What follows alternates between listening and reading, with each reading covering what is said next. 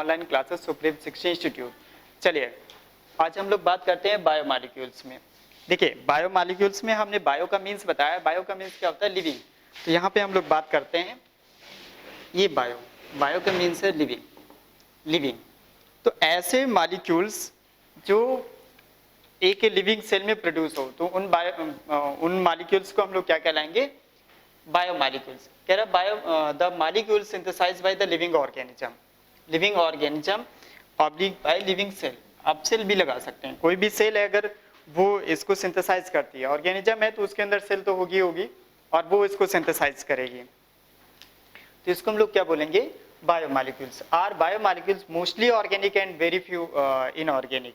अगर हम लोग इनऑर्गेनिक में बात करेंगे, इसमें कंफ्यूज मत होइए, इसमें जैसे ऑक्सीजन है, अगर हम लोग प्लांट सेल में बात करेंगे तो प्लांट सेल की जो मेसोफिल सेल है वो कैसी है, या क्लोरीन काइमा सेल है, वो क्या प्रोड्यूस करेगी, वो O2 प्रोड्यूस करेगी by the process of photosynthesis.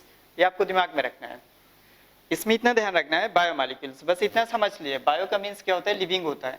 अगर कोई भी लिविंग कोई सेल है या पूरी ऑर्गेनिज्म को लेकर बात करें और वो जो भी मॉलिक्यूल सिंथेसाइज कर रहा है, that molecules are known as biomolecules.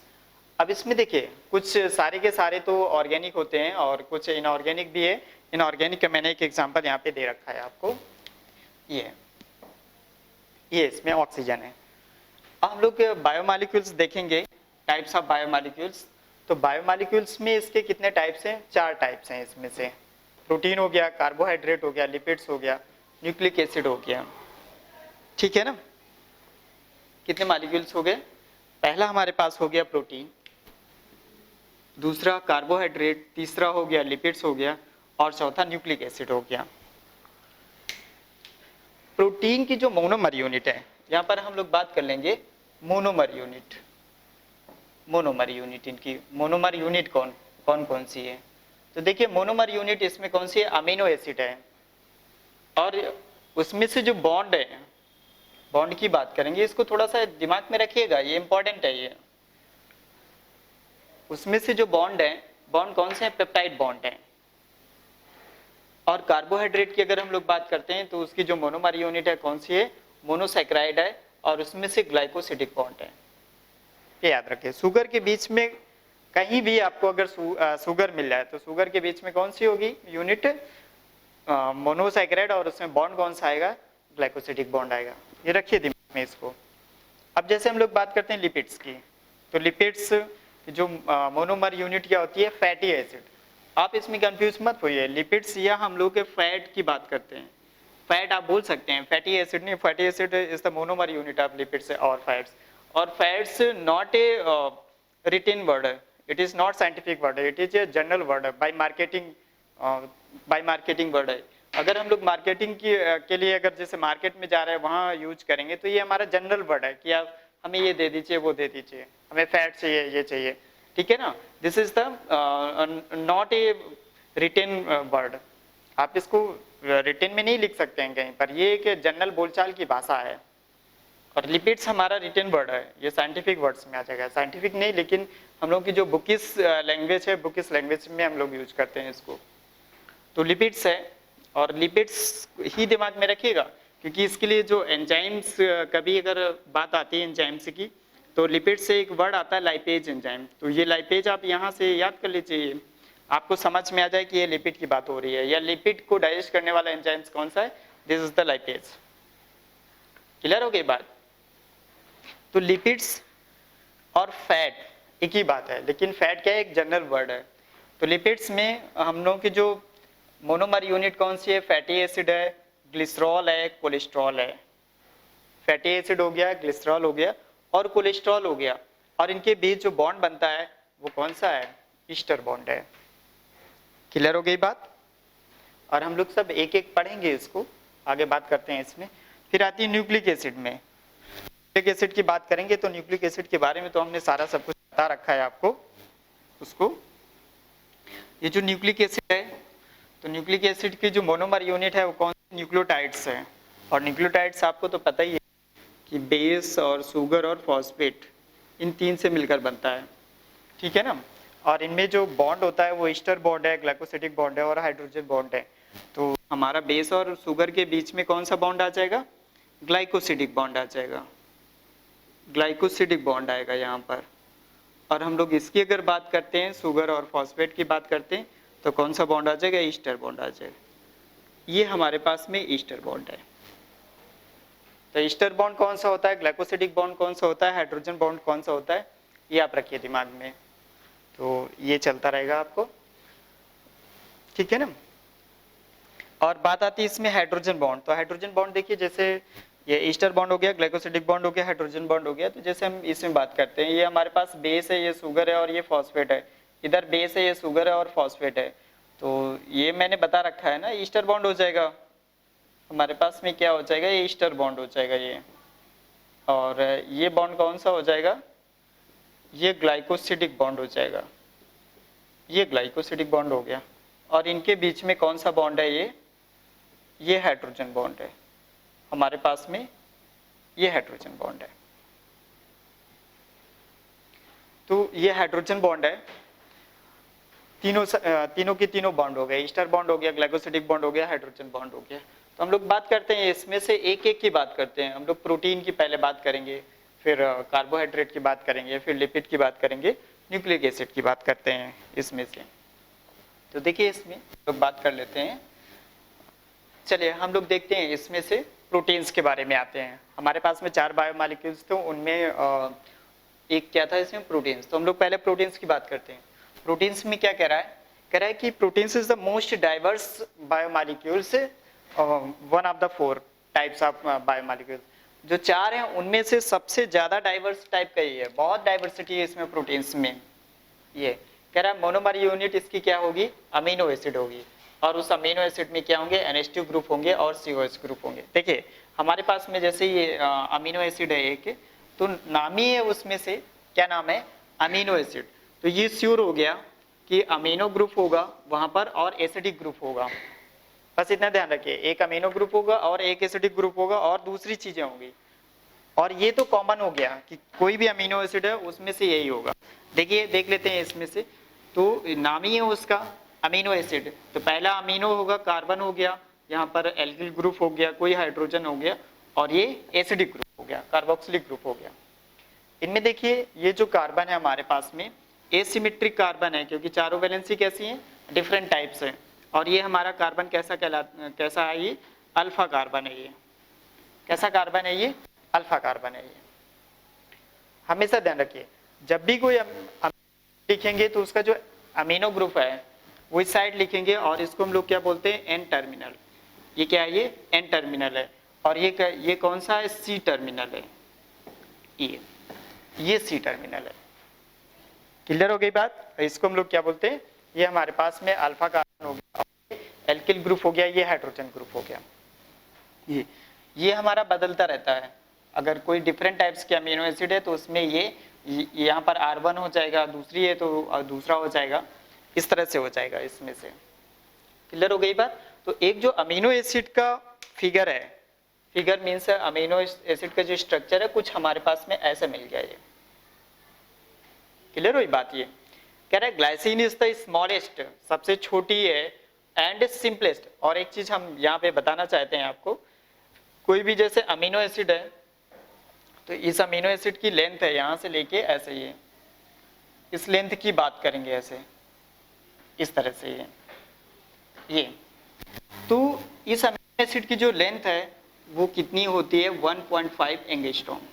Fixed है ये, क्योंकि उसमें से अमीनो ग्रुप है और जो कार्बोक्सिलिक ग्रुप है, और यहाँ पे जो सेंटर में कार्बन है, तो वो तो एकदम फिक्स्ड है, वो चेंज नहीं होता है।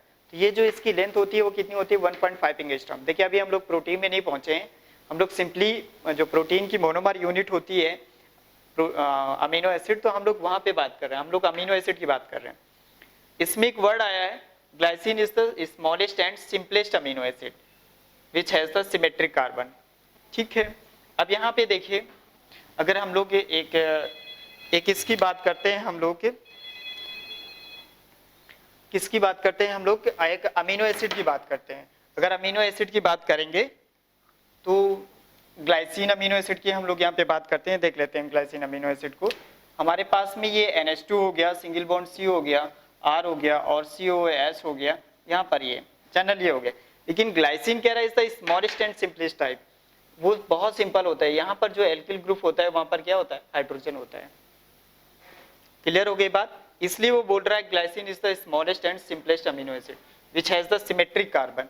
अब यहाँ पे अगर हम लोग इसकी सिमेट्री देखते हैं तो कुछ ये सिमेट्री ऐसे आ रहा है यहाँ से, सॉरी इसको अगर हम ऐसे बीच से यहाँ से ऐसे ब्रेक कर देंगे तो एक NH2C और COH और यहाँ पर H हो गया, यहाँ पर H हो गया। अगर इसको बीच से ऐसे कट कर देंगे तो दो पार्ट हमारे पास में सिमिलर आ गया, तो ये कार्बन कैसा हो गया, ये सिमेट्रिक कार्बन हो गया ये।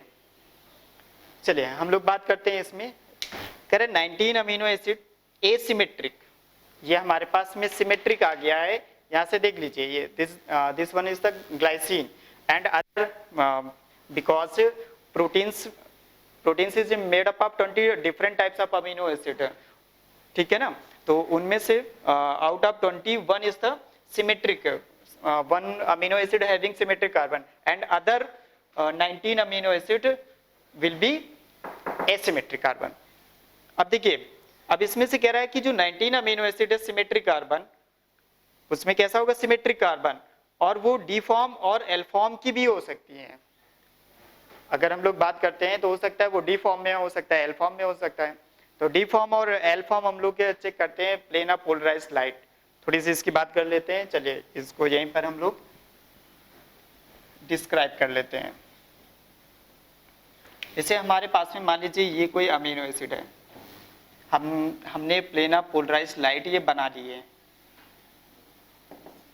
पोलराइज्ड लाइट ऐसे, और ये अमीनो एसिड का कोई सॉल्यूशन है ये इसमें से, और ये अगर इस लाइट को इस सॉल्यूशन में पास कराते हैं ऐसे और ये निकल के आती है ये, या तो ये इस तरफ से ऐसे इधर की तरफ रोटेट हुई है या निकल के आने के बाद ऐसे रोटेट हो रही है, ठीक है ना। तो अगर ये लेफ्ट साइड में रोटेट हो रही है, लीवो रोटेटरी है, तो उसको एल फॉर्म दे देते हैं। ऐसी अमीनो एसिड को क्या बोलते हैं, एल फॉर्म। और वो डेक्स्टो रोटेटरी है तो उस अमीनो एसिड को क्या नाम देंगे, डी फॉर्म। तो जनरल जो हम लोगों की बॉडी में जो लिविंग ऑर्गेनिज्म है उनमें से सब में, उनमें से क्या रहता है, उनमें से ये अमीनो एसिड कौन सी रहती हैं, या तो एल फॉर्म रहेगा या डी फॉर्म रहेगा। तो जनरली हम लोग के बॉडी में जो अमीनो एसिड होती है वो कौन सी अमीनो एसिड रहती है, एल फॉर्म। डी फॉर्म बहुत कम रहती है। और वो जो हम लोग डी फॉर्म की बात करते हैं तो अभी आ जाएगा, कह रहा only L forms of amino acid are found in the natural proteins. जो एल फॉर्म की जो प्रोटीन है सबसे ज्यादा, जो नेचुरल हम लोगों की जो नेचुरल प्रोटीन सबसे ज्यादा एल फॉर्म वाली अमीनो एसिड रहती है। डी फॉर्म वाली कहाँ रहेंगी, डी फॉर्म एक्चुअल में पाई जाती है जो बैक्टीरिया की सेल वॉल है उसमें से पाई जाती है। और एक सबसे बड़ी प्रॉब्लम है, जो डी फॉर्म की अमीनो एसिड होती है हम लोगों की बॉडी में पाई नहीं जाती है, नेचुरल जो प्रोटीन्स होती है उनमें पाई नहीं जाती है। तो जब पाई नहीं जाती है तो उसको यूज भी नहीं किया जाएगा। जो हम लोग की बॉडी है या कोई एनिमल की बॉडी है उसको यूज भी नहीं करेगी, तो अगर यूज भी नहीं करेगी तो उसको डिस्ट्रॉय करने के लिए कोई एंजाइम नहीं होगा।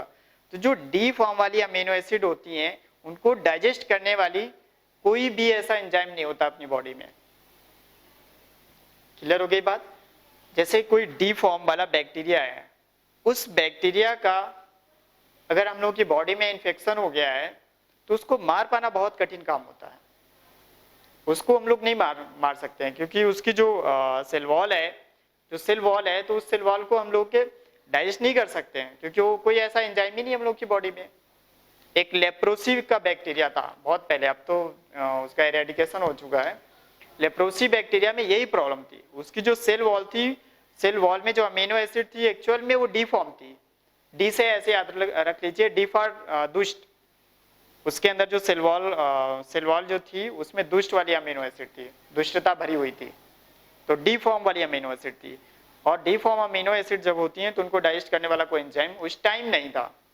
यही प्रॉब्लम थी। जो लेप्रोसी है जिसको हिंदी में कोढ़ बोलते हैं, उसका इन्फेक्शन हो जाता तो सही कराना बहुत मुश्किल होता था, सही नहीं कर सकते थे उसको हम लोग।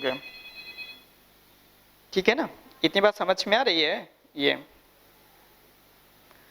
तो ध्यान रखिए इस बात को, ये चीजें चलते रहना चाहिए। देखिए कह रहा है only L form of amino acid are found in the natural proteins और D form of amino acids are found in small peptides in the bacterial cell wall. ये जो डी फॉर्म है ये D form of amino acids are found in small peptides in the bacterial cell wall. ये कहाँ पाया जाता है? ये बैक्टीरियल सेल वॉल में पाया जाता है। प्रोटीन्स और peptides containing D amino acids are not synthesized over ribosomes and are also not digested in the alimentary canal।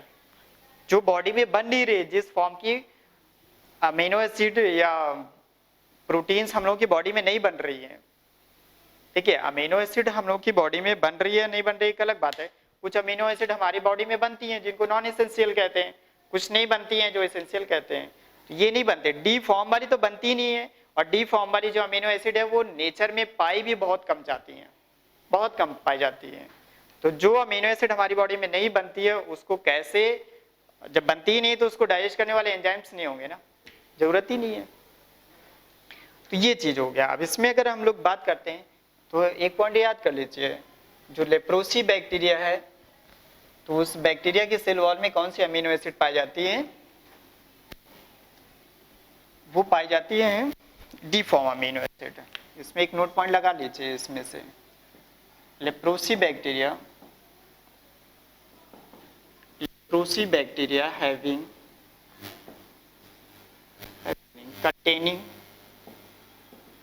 containing D form amino acid in cell wall। उसकी जो cell wall है, उसकी cell wall में कौन सी amino acid पाई जाती है? वो amino acid कौन सी है? डी फॉर्म वाली अमीनो एसिड है। उसकी वजह से उसको बहुत सारा प्रॉब्लम्स आता है। क्लियर हो गई बात?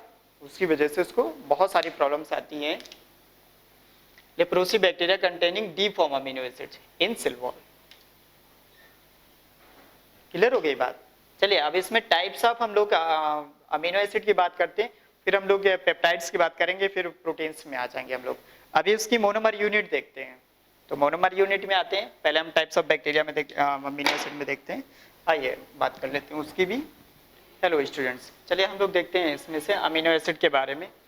कह रहा है aromatic amino acids are absorb ultraviolet rays due to benzene ring. These amino acids absorbs ultraviolet rays and reflect it। यहाँ पर हम लोग क्या बात करेंगे? reflect it back so they are fluorescent।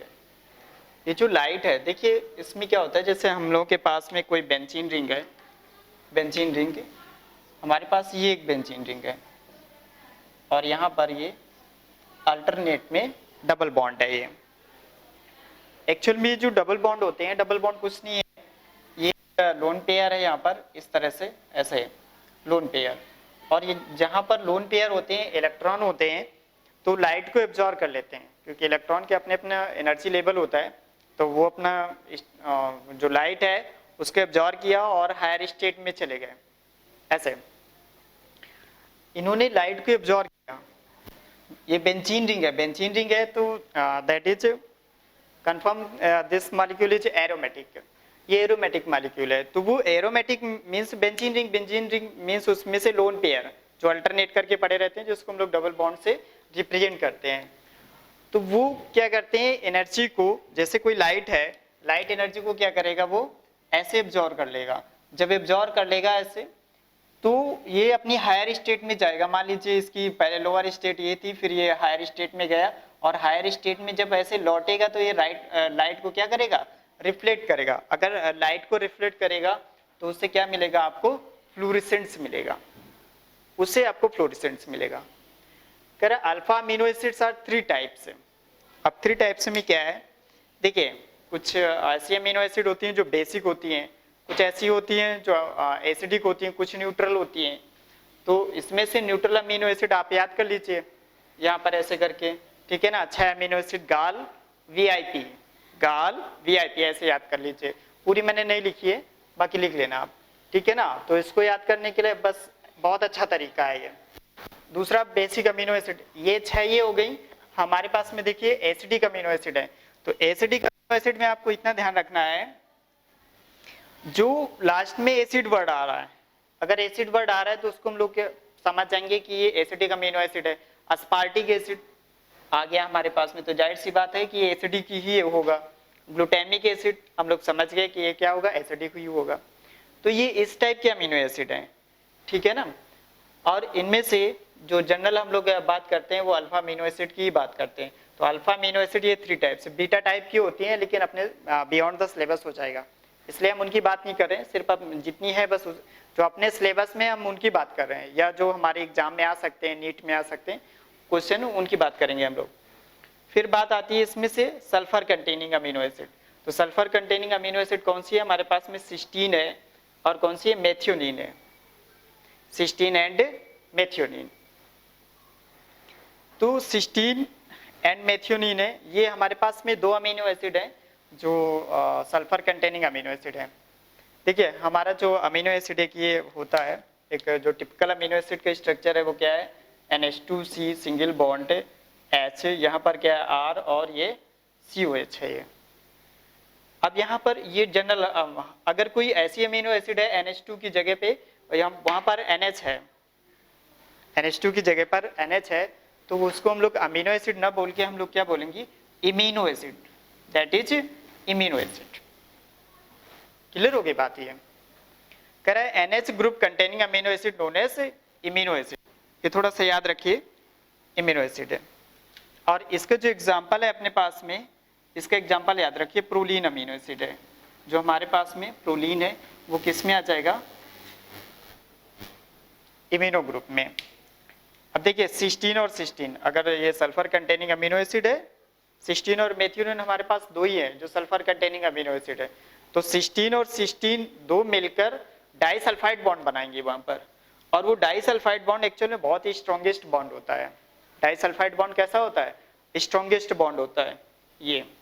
और वो जो स्ट्रॉन्गेस्ट बॉन्ड है तो वो किस में है हमारे पास में, हमारी बॉडी में केराटिन प्रोटीन होती है। तो ये जो केराटिन प्रोटीन है ये, उसमें ये डाइसल्फाइड बॉन्ड पाया जाता है। ये बहुत सारे एनिमल्स के स्किन के कुछ गुड्स बनते हैं, जो लेदर का सामान होता है, लेदर गुड्स होते हैं, एक्चुअल में इसीलिए होते हैं ताकि वो खींचे तो स्ट्रॉन्गेस्ट बॉन्ड रहता है उसमें डाइसल्फाइड बॉन्ड होती है, तो खींचे तो ब्रेक ना हो, फटे ना हो, इस वजह से उसको हम लोग यूज करते हैं। अब हम लोग के पास में देखिए, हम लोग बात करेंगे अब essential amino acid, non essential amino acid में। तो देखिए इसेंशियल और नॉन इसेंशियल का क्या मीन्स हो गया, इसेंशियल का क्या मीन्स हो गया, आवश्यक, नॉन इसेंशियल जो ना आवश्यक हो, अनावश्यक, उसकी रिक्वायरमेंट नहीं है। तो हमको रिक्वायरमेंट किस चीज की होती है, जो हमारे पास ना हो। अगर हमारे पास कोई चीज है तो उसकी रिक्वायरमेंट नहीं होगी तो रिक्वायरमेंट हमको किसकी है, जो हमारे पास नहीं है, इसेंशियल है। इसका मतलब ऐसी अमीनो एसिड जो हमारी बॉडी में नहीं बनती हैं, उसकी जरूरत होगी बाहर से लेने की। तो such amino acid that not synthesized in our body that required by the vegetables, ठीक है ना, वो हम लोग कहाँ से एक्वायर करेंगे, हम लोग उसको एक्वायर करेंगे वेजिटेबल्स से। भाई हम लोग एनिमल तो खा नहीं सकते ना, हम लोग कुछ लोग नॉनवेज खाते हैं, उससे भी मिल जाएगा, लेकिन हम लोग उसको कहाँ से लेंगे, वेजिटेबल से। तो ऐसी amino acid that not synthesized in our body known as essential amino acid, that amino acid synthesized in our body known as non essential amino acid। जो नॉन एसेंशियल बॉडी जो हमारी बॉडी में बन रही है, नॉन एसेंशियल, कोई जरूरत ही नहीं बाहर से लेने की, और जो हमारी बॉडी में नहीं बन रही उसकी रिक्वायरमेंट है, तो उसकी रिक्वायरमेंट है वो एसेंशियल हो गया। लेंगे कहाँ से, रिक्वायरमेंट कहाँ से फुलफिल होगी, हमारी वेजिटेबल से। तो वेजिटेबल से हम लोग उसको खाते पीते हैं। अब देखिए जैसे कोई नॉनवेज कोई खा रहा है, तो उसको यहाँ खाने से एक फायदा हो जाएगा उसको, कि वो जो एनिमल है, कोई भी एनिमल है, उसकी बॉडी में प्रोटीन अगर बनी हुई है, हम लोग खा रहे हैं मतलब प्रोटीन खा रहे हैं, प्रोटीन खा रहे हैं मतलब all different types of proteins present in that body. उसकी बॉडी में जितनी भी चाहिए 20 types of amino acid requirement होती है फॉर द प्रोटीन सिंथेसिस। उसको प्रोटीन सिंथेसिस के लिए जो 20 टाइप्स ऑफ अमीनो एसिड होती है वो ऑलरेडी प्रेजेंट है उसमें, क्योंकि वो चलता फिरता जानवर है, चलता फिरता एनिमल है, उसको चाहिए, वो है तभी वो लिविंग है। अगर हम एक को खा लेंगे तो different types of amino acids हमको मिल जाएंगे, वो हमको पूरी 20 की 20 मिल जाएंगी। लेकिन अगर हम लोग अगर वेजिटेबल्स खाते हैं तो ये भी हो सकता है कि कुछ रह जाए। अगर हम लोग वेजिटेबल्स खाते हैं तो फिर डिफरेंट टाइप्स की वेजिटेबल्स खाएं हम लोग, एक दाल भी खा रहे हैं, सब्जी भी खा रहे हैं, सलाद भी खा रहे हैं, कुछ इस तरह से हम लोग डिफरेंट टाइप्स के खाएं तब वो मिलेंगे हम लोगों को। लेकिन अगर नॉनवेज खा रहे हैं तो एक ही खाने में हम लोगों की फुलफिल हो जाएगा। इतनी चीजें हो गई। तो हम लोग देखते हैं amino acid, essential amino acid और नॉन एसेंशियल अमीनो एसिड। तो हम लोग देख लेते हैं एसेंशियल अमीनो एसिड कौन सी होती है। तो 10 टाइप की जो 10 ऐसी अमीनो एसिड है जो हमारी बॉडी में नहीं बनती है, उसमें भी 9 टाइप्स की हो गई हैं। लेकिन आप लोग 10 टाइप जानिए कि जो 10 टाइप्स ऑफ अमीनो एसिड्स हैं वो नॉन एसेंशियल में आती है और 10 टाइप्स किस में आती हैं, एसेंशियल में आती हैं। तो हम लोग एसेंशियल अमीनो एसिड को पढ़ लेते हैं अभी हम लोग। चलिए हम लोग बात करते हैं इसमें से essential amino acid. Essential amino acid क्या होती है? Essential amino acid that amino acid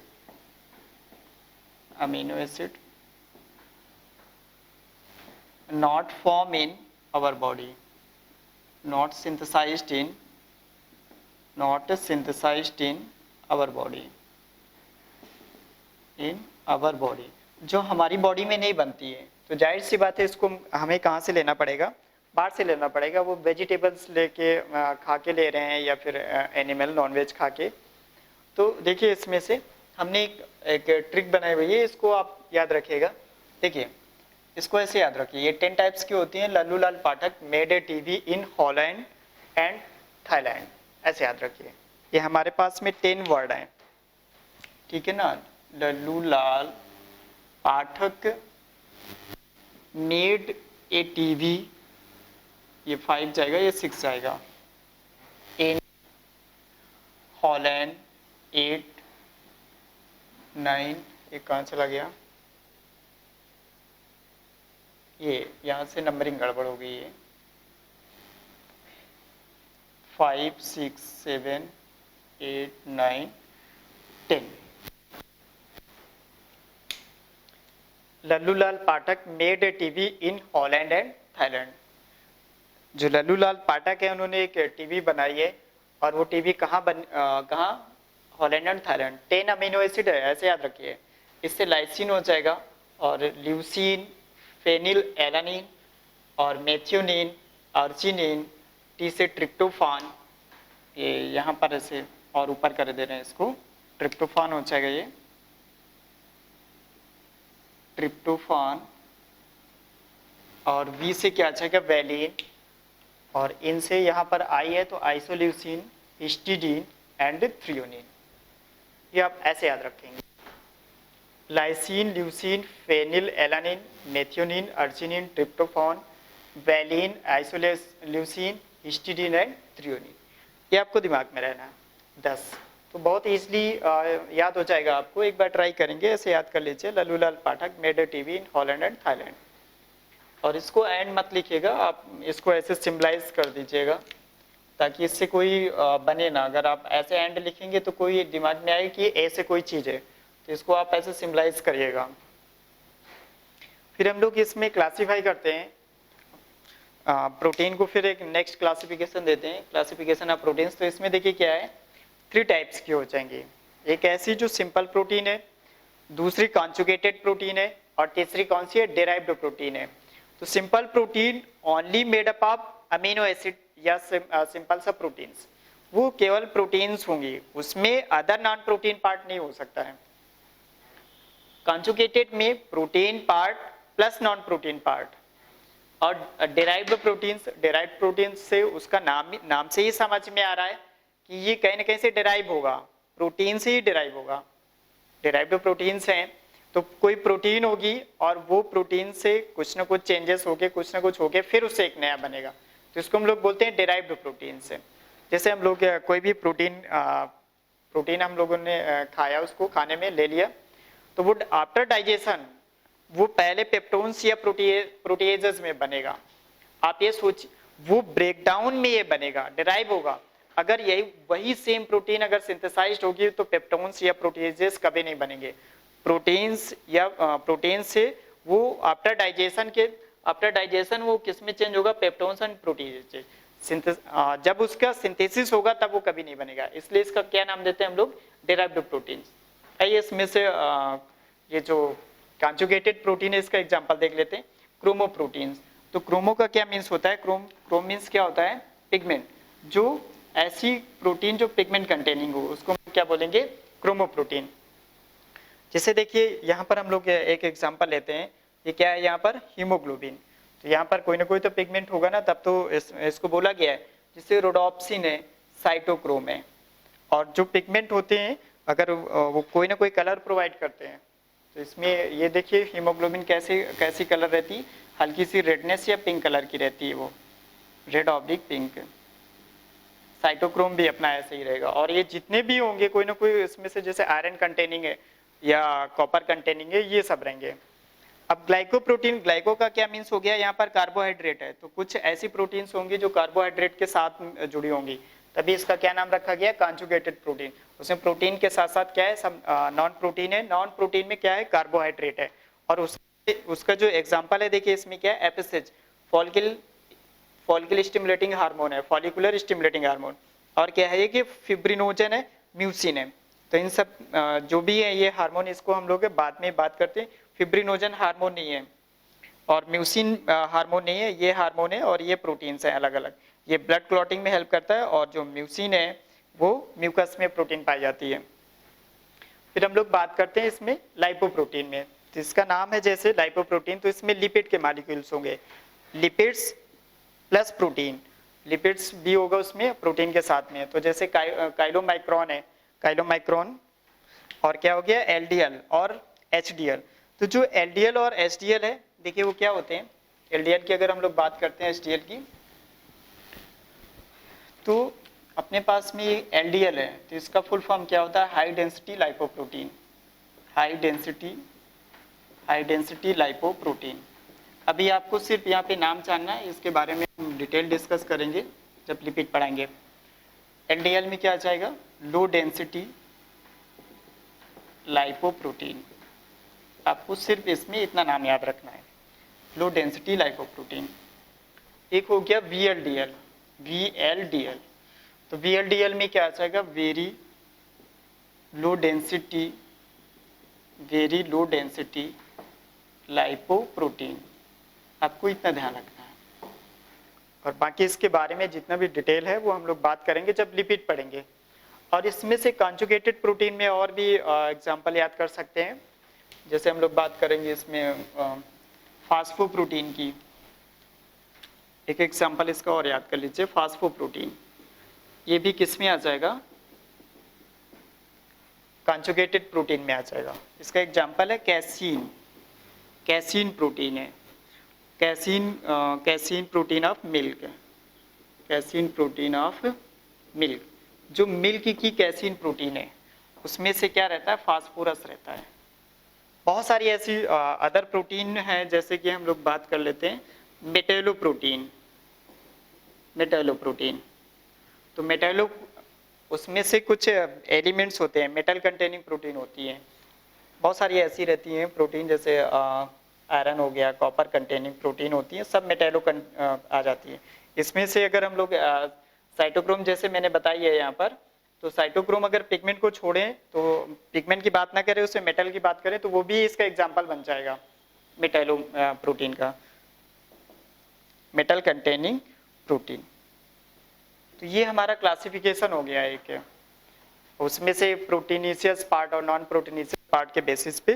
अब हम लोग आगे बढ़ते हैं इसमें से प्रोटीन की। अब हम लोग एक प्रोटीन देखेंगे कि प्रोटीन कैसा होता है और कैसे आगे बन जाता है, उसमें कितने टाइप्स की प्रोटीन होते हैं, कितने फॉर्म होते हैं, चलिए उसको भी देख लेते हैं हम लोग।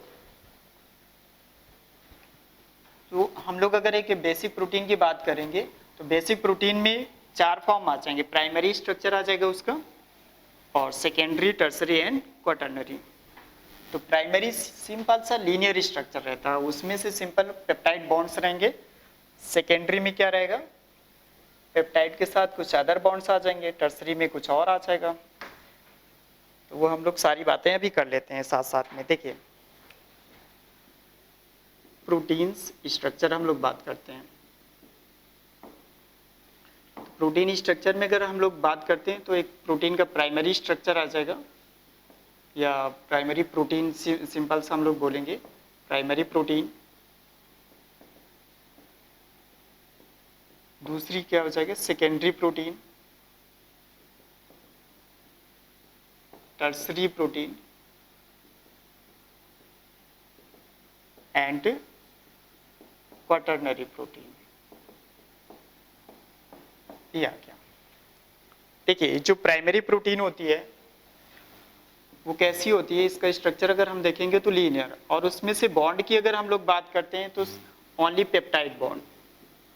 पेप्टाइड बॉन्ड कैसी होगी, लीनियर होगी, और उसमें से बॉन्ड कैसे होंगे, पेप्टाइड बॉन्ड होंगे।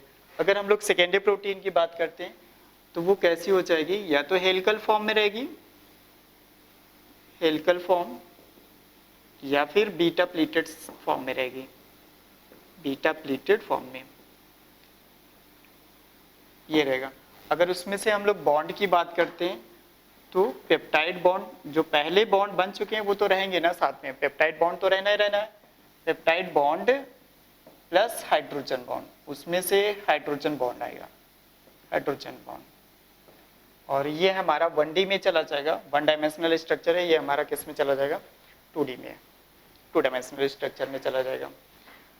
अब इसमें से टर्सरी प्रोटीन की अगर हम लोग बात करते हैं तो टर्सरी प्रोटीन कैसी हो जाएगी, इसमें से बॉन्ड, अब ये एक 3D स्ट्रक्चर है, 3D स्ट्रक्चर हो सकता है ग्लोब्यूलर हो जाए या कुछ और भी स्ट्रक्चर हो जाए, क्योंकि ये इसमें से कई सारे हाइड्रोजन बॉन्ड आ जाते हैं तो कई जगह से वो फोल्ड हो जाती है, फोल्डेड स्ट्रक्चर है ये, 3D स्ट्रक्चर है, और ये ऐसे फोल्डेड फॉर्म में रहेगी, वो फोल्डेड फॉर्म में।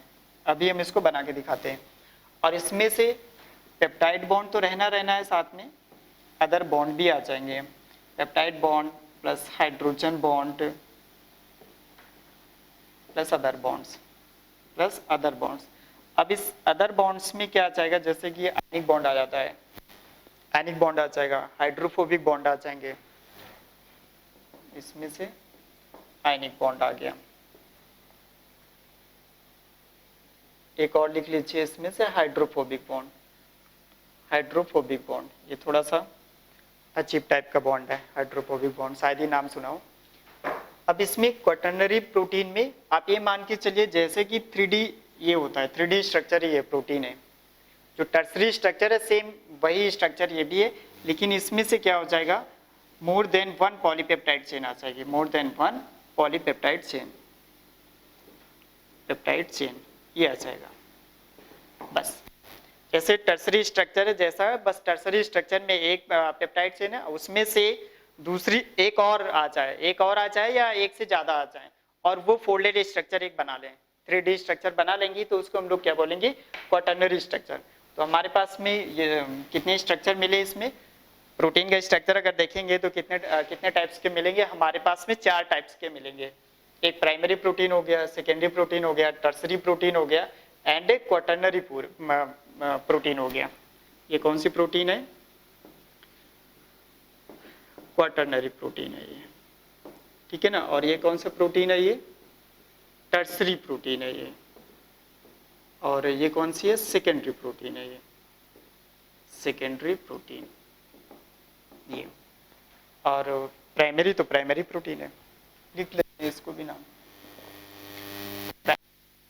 हम लोग एक एक पे बात कर लेते हैं, प्राइमरी प्रोटीन है तो इसको पहले हम बात करते हैं, फिर सेकेंडरी पे आते हैं, फिर टर्सरी में आते हैं। तो देखिए इसमें प्राइमरी प्रोटीन हम लोग कैसे देखेंगे। प्राइमरी प्रोटीन तो बहुत ही चीज है, सीधा अमीनो एसिड जुड़ जाएगा और उसमें से पेप्टाइड बॉन्ड आते जाएंगे, और कुछ नया होना ही नहीं है उसमें से। और देखिए इसमें आते हैं हम लोग, प्राइमरी प्रोटीन को हम लोग देख लेते हैं। तो इसमें क्या रहता है, अमीनो एसिड होते हैं, तो अमीनो एसिड जुड़ते जाते हैं सिंगल से। इसमें क्या है, पेप्टाइड बॉन्ड है तो उसमें पेप्टाइड बॉन्ड केवल आता रहेगा इसमें। तो ये हमारे पास क्या आ जाएगा, अमीनो एसिड है ये, NH2C सिंगल बॉन्ड R1 कर लीजिए, इसमें H कर लीजिए, COH। इस COH को हम लोग ऐसे कर सकते हैं, O single bond H plus ये H हम ऐसे ओपन कर ले रहे हैं, इसका NH2 का, C single bond R2H COOH plus HNH।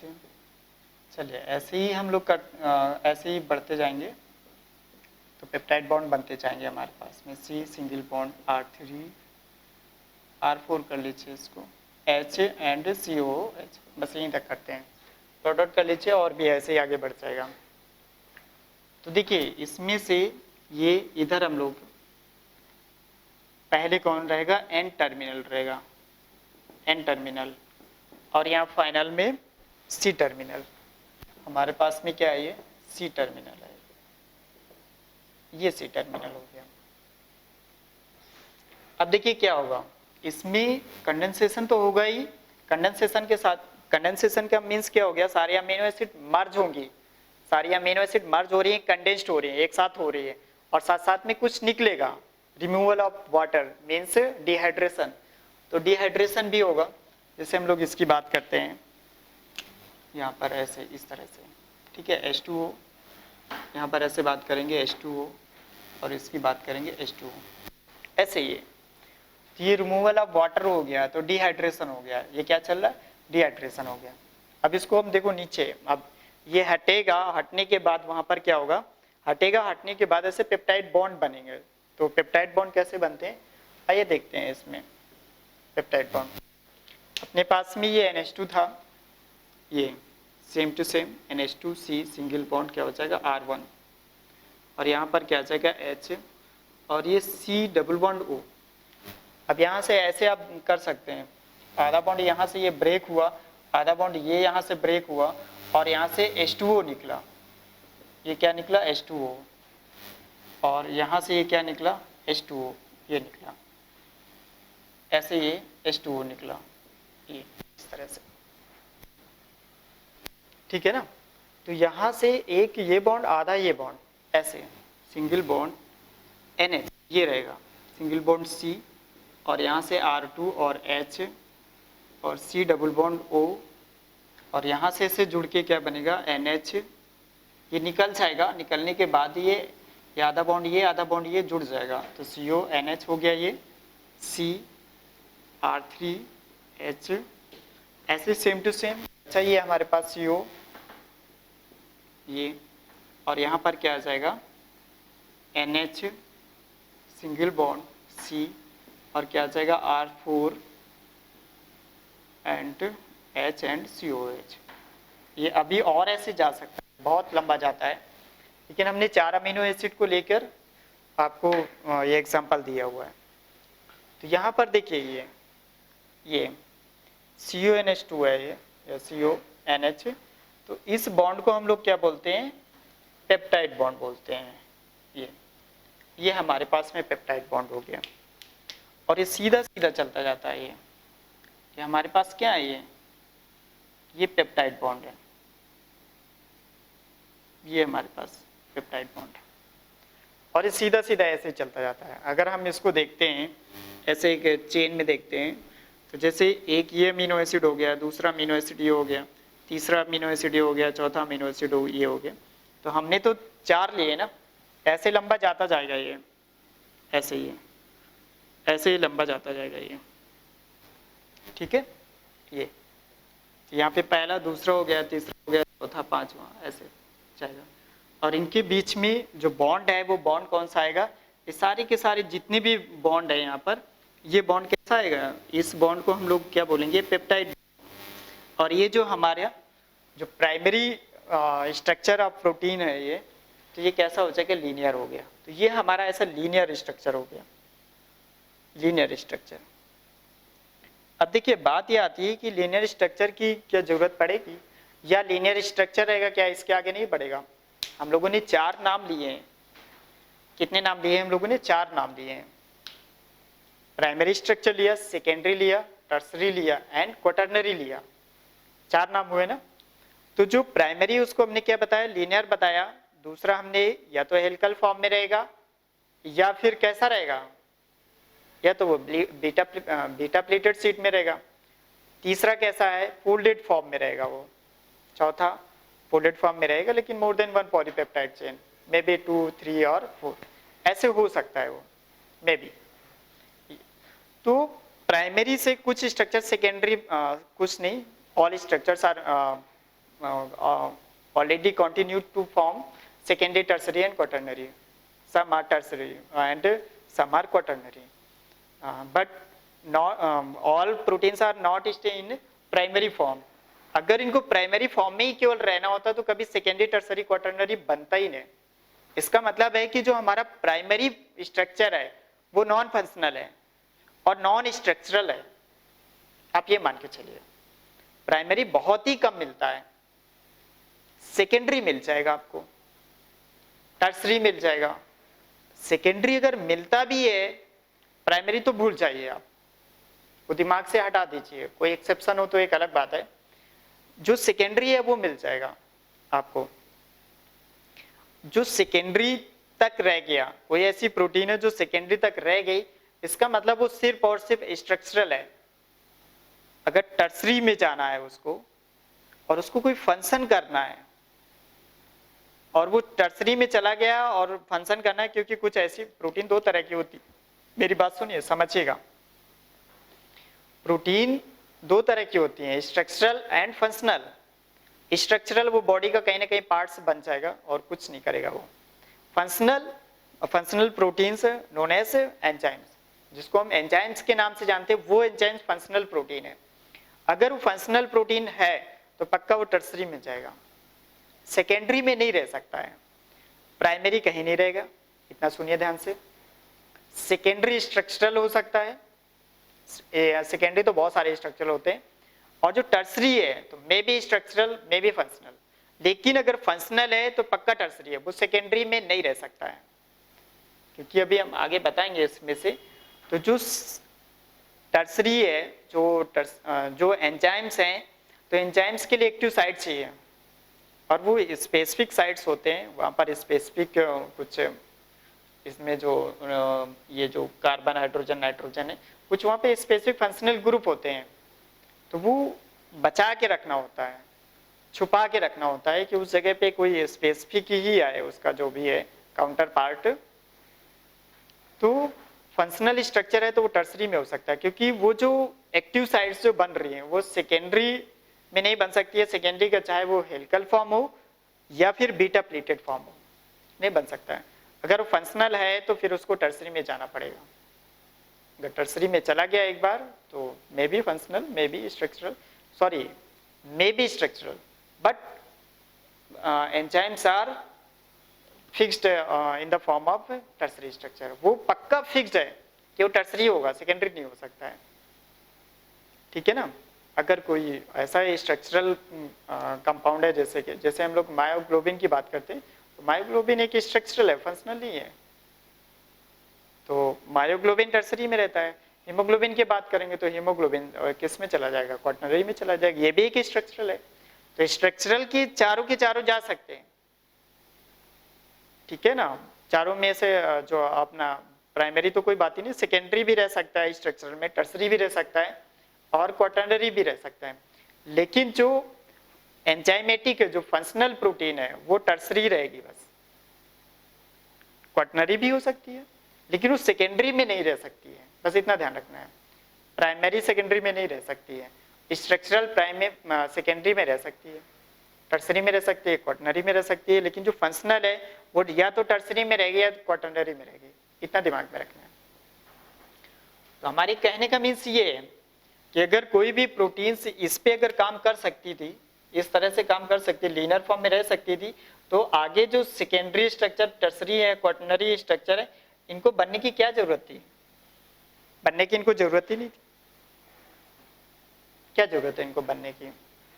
तो कहीं ना कहीं यूज होगा तब तो वो आगे चल के बना है. ये तो जो हमारा प्राइमरी स्ट्रक्चर है, प्राइमरी स्ट्रक्चर ऐसे बनता है, उसमें से अमीनो एसिड होती हैं और अमीनो एसिड आपस में जुड़ती रहती हैं. ये और कैसे जुड़ती है वो जुड़ने का मैंने बताया. यहाँ पे डिहाइड्रेशन होगा, डिहाइड्रेशन के बाद वो जुड़ रही है, कंडेंस्ड हो रही है. तो हमारा जो प्राइमरी प्रोटीन है, प्राइमरी स्ट्रक्चर है, तो डिहाइड्रेशन और प्लस कंडेंसेशन से मिलकर बनती है. वाटर तो श्योर है, वहां से निकलेगा और फिर इसके बाद निकलने के बाद क्या बन जाएगा, कंडेंसेशन हो जाएगा. अब देखिए ये एमाइड ग्रुप बन गया अपना, एमाइड बॉन्ड बन गया. उसी को हम लोग ये, क्योंकि प्रोटीन बन रही है तो हम लोग क्या बोलते हैं, पेप्टाइड बॉन्ड बोलते हैं इसमें से। और एक अमीनो एसिड का जो स्ट्रक्चर है वो ये है, जो टिपिकल अमीनो एसिड का स्ट्रक्चर है, इसको आपको याद रखना है। इतनी बात क्लियर हो गई। चलिए आगे बढ़ते हैं इसमें से। चलिए हम लोग बात कर रहे थे इसमें से प्राइमरी स्ट्रक्चर की बात कर रहे थे हम लोग, प्राइमरी प्रोटीन की। तो जैसे हम लोग प्राइमरी प्रोटीन की बात कर रहे थे, इसका स्ट्रक्चर हम लोग कैसा रहता है, ये लीनियर रहता है। और वो लीनियर ऐसे हो गया, यहाँ पे ऐसे। हम लोग सिर्फ इतनी छोटी सी बात कर रहे थे और मैंने इसमें कोई बात नहीं करी है। और इनके बीच जो बॉन्ड है यहाँ पर, ये बॉन्ड कौन से हैं, पेप्टाइड बॉन्ड है ये पेप्टाइड बॉन्ड है, ठीक है। और ये हमने बताया कि अमीनो एसिड के बीच में कितनी डिस्टेंस होती है, कितनी लेंथ होती है, लगभग 1.5 एंगस्ट्रॉम की रहती है। अगर हम लोग यहाँ से बात करते हैं, इतनी बात करते हैं ऐसे, तो 1.5 एंगस्ट्रॉम की रहती है अमीनो एसिड की, ये रहती है पेप्टाइड बॉन्ड की, ठीक है ना। इतनी बात क्लियर हो गई। ये दूसरी बात हम लोग करते हैं इसमें, थोड़ा समझ लेते हैं हम लोग, बाकी बात दूसरी देखिए आगे हम लोग फिर सेकेंडरी टर्सरी की बात करेंगे। और हमने यहाँ पे बता रखा, प्राइमरी स्ट्रक्चर हो गया, सेकेंडरी हो गया, टर्सरी हो गया, एंड क्वाटरनरी स्ट्रक्चर हो गया। तो इन तीन में से तो सिंगल पॉलीपेप्टाइड चेन ही रहेगी ना, सिंगल पेप्टाइड या पॉलीपेप्टाइड चेन, ठीक है ना, सिंगल चेन रहेगी। इसमें से मोर देन वन रहेगी, मोर देन वन, ठीक है ना। हीमोग्लोबिन में तो 4 पॉलीपेप्टाइड चेन होती है, इतना दिमाग में रखिए। तो हम बताना क्या चाहते थे इसमें से, देखिए प्राइमरी है तो प्राइमरी से काम नहीं चलना है, इसको ये अभी और फोल्ड होना है। हाइड्रोजन बॉन्ड से वो फोल्ड होगी तो कुछ ऐसे हेलिकल फॉर्म में आ जाएगा। तो यहाँ पे ऐसे हाइड्रोजन बॉन्ड बन जाते हैं, ऐसे ये कोई चीज ऐसी थी, मान लीजिए एक ये यहाँ पे हाइड्रोजन बॉन्ड का अट्रैक्शन हो गया, तो जाहिर सी बात है कि ये पास पास दोनों आना चाहेंगे, ये बिल्कुल पास पास दोनों आना चाहेंगे। तो कुछ ऐसे हो जाएंगे, या फिर हम लोग ऐसे, इसको ऐसे दिखा देते हैं, ऐसे हो जाएंगे। तो ये बिल्कुल पास पास आना चाहेंगे, देखो कितने पास पास आ गए, ऐसे आ गए। ऐसे ही ये सब है, तो वो एक फाइनली कैसा हेलिकल फॉर्म में आ जाएगा वो ऐसे। और यहाँ बॉन्ड कौन से हैं, ये बॉन्ड हाइड्रोजन बॉन्ड है। अभी हम लोग और डिटेल में बात करेंगे, ये तो बहुत छोटी सी बात है, अभी चल रही है केवल, ताकि आगे वाला जो लेक्चर है हमारा, उसमें से सेकेंडरी स्ट्रक्चर पढ़ाना है, टर्सरी पढ़ाना है, क्वाटरनरी पढ़ाना है, वो इजी हो जाए, वो आपको समझ में आ जाए। अब देखिए इसमें से अगर हम लोग बीटा प्लेटेड सीट की बात करते हैं, तो कुछ ऐसे बीटा प्लेटेड से जिप जैप, एक जैसे स्टेयर होती है, कुछ ऐसा स्ट्रक्चर आ जाएगा। आप ऐसे बना लीजिए या फिर ऐसे आप बना सकते हैं, इस तरह से ऐसे बना सकते हैं। तो इसको हम लोग कहते हैं बीटा प्लेटेड, ये बीटा प्लेटेड सीट फॉर्म में है। ये क्लियर हो गई बात, ये बीटा प्लेटेड सीट फॉर्म में है। ये हेलिकल हो गया, ये बीटा प्लेटेड हो गया, इस तरह से हो गया। अभी हमको और जाना है थोड़ा सा, और ये 3 डायमेंशनल, अभी 2 डायमेंशनल में है, 3 डायमेंशन में भी जाना है। तो ये मान लीजिए हमारे पास में एक स्ट्रक्चर ये बन गया था इस तरह से, ऐसे ही ऐसे इस तरह से। ये मान लीजिए यहाँ से ये कुछ अमीनो एसिड होती हैं स्पेसिफिक, और उस अमीनो एसिड के बाद ये कैसा हो जाता है, ये बीटा प्लेटेड फॉर्म में ऐसे हो गया। ये भी और जाना है, तो ये इसमें से कुछ और आयनिक बॉन्ड अब बनेंगे। और हाइड्रोफोबिक बॉन्ड, हाइड्रोफोबिक का मीन्स ये होता है जैसे कहीं पर वाटर है तो वाटर से वो दूर भागेगा, वाटर से दूर भागेगा तो अपने आप को बचाने की कोशिश करेगा, और ज्यादा फोल्ड होगा, वो कॉइलिंग ले लेगा, उसको हम लोग हाइड्रोफोबिक बॉन्ड कहते हैं। तो मान लीजिए ये टर्सरी स्ट्रक्चर हो गया, ये इस तरह से टर्सरी स्ट्रक्चर हो गया ये। और इसी तरह से और भी पॉलीपेप्टाइड चेन है, और वो पॉलीपेप्टाइड चेन इसी के साथ में ऐसे फोल्डेड हो गया। कोई दूसरा था तो वो भी आके इसी में फोल्ड हो गया। जब वो इसमें फोल्डेड हो जाएगा ऐसे, तो मोर देन 1 पॉलीपेप्टाइड चेन है। तो इसी को हम लोग क्या बोलेंगे, क्वाटरनरी स्ट्रक्चर बोलेंगे। हमारे पास ये क्वाटरनरी स्ट्रक्चर आ गया। इसको हम एक एक करके बताएंगे, लेकिन आज हम पूरा ओवरव्यू दे रहे हैं। सेकेंडरी क्या होता है, अब ये प्राइमरी क्या होता है, प्राइमरी लगभग हो गया, उसमें कुछ नहीं हुआ है, सेकेंडरी से हम लोग नेक्स्ट लेक्चर में स्टार्ट करेंगे, ये हो गया। अब देखो टर्सरी जो स्ट्रक्चर होता है वो एंजाइमेटिक होता है। जो हमारे एंजाइम है, तो एंजाइम प्रोटीन के बने हैं, तो वो एंजाइमेटिक स्ट्रक्चर होता है। और वो एंजाइमेटिक स्ट्रक्चर देखिए कैसे बनता है, उसको भी हम लोग देख लेते हैं। यहाँ पर मान लीजिए ऐसे कुछ हो गया, ऐसे कुछ हो गया, और यहाँ पर ये मान लीजिए ये इसकी ऐसी है कुछ कि ये एक्टिव साइट बन रही है, ये इस तरह से, ये हमारी एक्टिव साइट है, ये एक्टिव साइट है। तो एक्टिव साइट कुछ नहीं, क्रीविसेस है, दराज होती है कि उसमें मॉलिक्यूल जाके फिट हो जाए। वो जो क्रीविसेस है, ये जो क्रीविसेस है यहाँ पर, क्रीविसेस, ये दराज है यहाँ पर, इसमें कुछ नहीं होता है, कुछ स्पेसिफिक टाइप के बॉन्ड होते हैं। मान लीजिए एन हो गया या ओ हो गया, कुछ न कुछ यहाँ पे स्पेसिफिक टाइप के बॉन्ड होते हैं जो दूसरे मॉलिक्यूल आके यहाँ पर आके जुड़ सकते हैं वो, तो इनको एक्टिव साइट कहते हैं।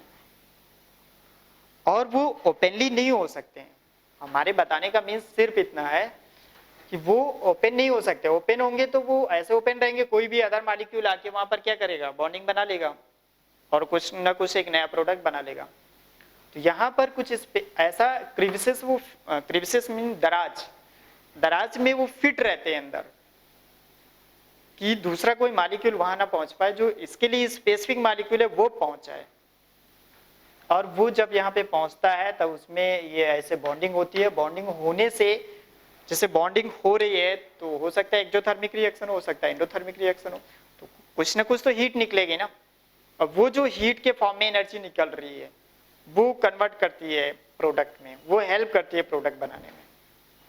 तो अगर इट्स सफिशिएंट अमाउंट है, हीट जो एनर्जी है, हीट एनर्जी सफिशिएंट अमाउंट में, तो प्रोडक्ट सिर्फ उसी से, एंजाइम से ही हो जाएगा। अगर नहीं है तो थोड़ा हीट देना पड़ेगा। हम लोग लैब में ऐसे ही तो करते हैं, अगर वो नहीं बन रहा है तो हम लोग बाहर से हीट दे देते हैं। अगर बन उसी से काम हो रहा है तो एंजाइम डाला, मैंने एक ड्रॉप किसी केमिकल की डाली जिसको हम लोग केमिकल बोलते हैं, एक ड्रॉप डाली, उसमें बहुत सारी हीट निकलती है और वो हीट निकलने के बाद अपने आप कुछ रिएक्शन हुई और प्रोडक्ट में चेंज हो गया। तो वो कुछ ऐसे ही होता है। तो देखिए टर्सरी स्ट्रक्चर वो भी 3D में चले जाना, वजह उसकी यही है कि क्रीविसेस बने और वो छुपा रहे और उसका जो स्पेसिफिक मॉलिक्यूल है वो स्पेसिफिक मॉलिक्यूल आके उसमें फिट हो जाए, और फिट होने के बाद क्या हो जाए, रिएक्शन हो जाए और उसका वो प्रोडक्ट बन जाए। इसको हम लोग क्या बोलते हैं, एक्टिव साइट बोलते हैं। That is known as active site. अगर ये कुछ है, मान लीजिए अब हम लोग के ये एंजाइमेटिक प्रोटीन की बात कर ली, कोई प्रोटीन ऐसी है जो किसी चीज को कैरी कर रही है। अगर कैरी कर रही है तो ये होता है कि और ज्यादा वो कैरी करे। मान लीजिए एक पेप्टाइड चेन है वहां पर, तो एक पेप्टाइड चेन उतने उस चीज को उतना नहीं कैरी कर पा रही है, तो एक से ज्यादा ले ली जाती है सेम। अगर ऐसी भी कोई प्रोटीन चेन है, पेप्टाइड चेन है, जो उससे ज्यादा अच्छे से कैरी कर सकती है, तो वो दूसरे टाइप की ले सकते हैं।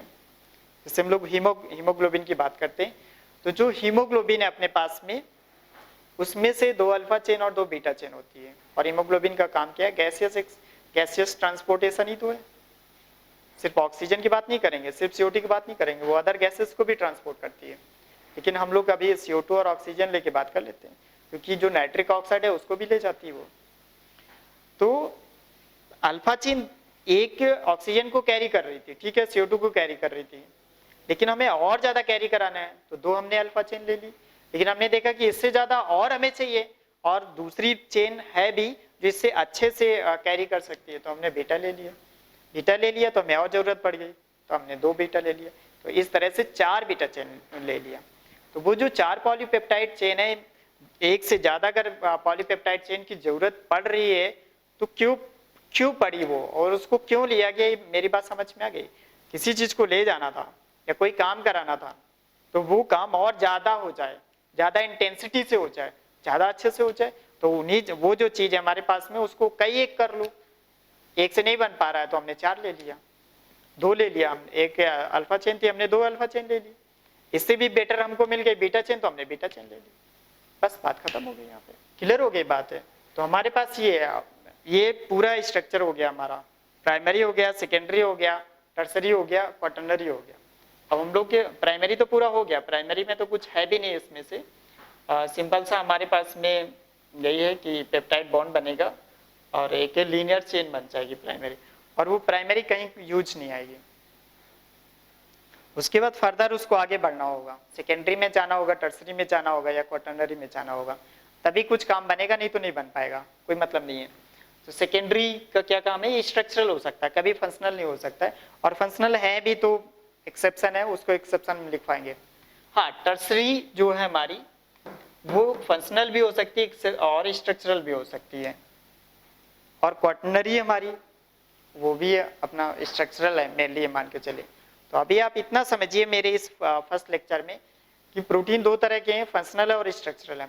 स्ट्रक्चरल सब हो सकती हैं, सेकेंडरी टर्सरी क्वाटरनरी हो सकती है, लेकिन फंक्शनल टर्सरी है। अभी आप इतना समझिए, धीरे धीरे हम लोग जाएंगे। नेक्स्ट जो लेक्चर होगा वो सेकेंडरी टर्सरी और क्वाटरनरी का होगा, तो उसमें से सारी बातें आपको समझ में आ जाएंगी, सेकेंडरी क्या है, टर्सरी क्या है, क्वाटरनरी है, कैसे बनती है, और इसके कुछ एग्जाम्पल भी हैं और कुछ न्यूमेरिकल हैं, तो उसको हम लोग करवाते हैं। तो आज का इतना ही था प्राइमरी में, इसको इतना ही रखते हैं। चलिए, ओके, थैंक यू।